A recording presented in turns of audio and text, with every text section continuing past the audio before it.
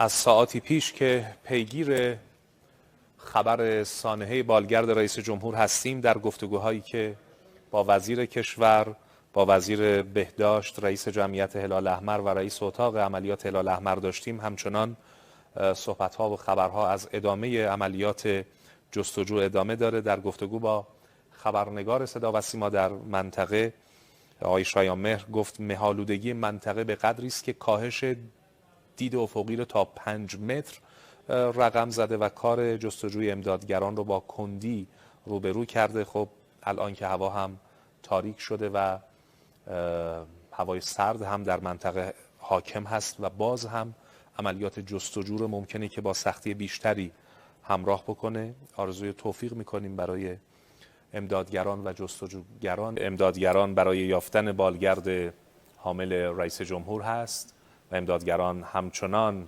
دارن تلاش میکنند، گروه های امدادی به شیوه های مختلف تا بتونن دسترسی پیدا بکنند به محل دقیق بالگرد حامل رئیس جمهور،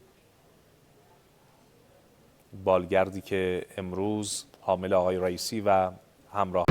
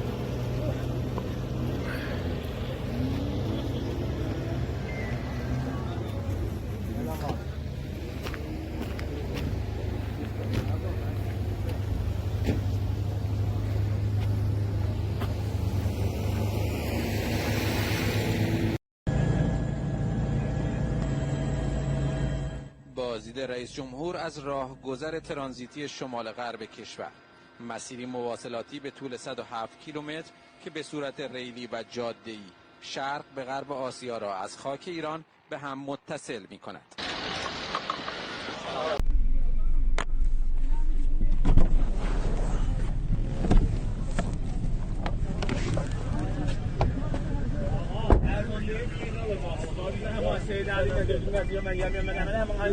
Salmasa da alacağını da. Yok, bir şekilde eşi gitmiyor. Alan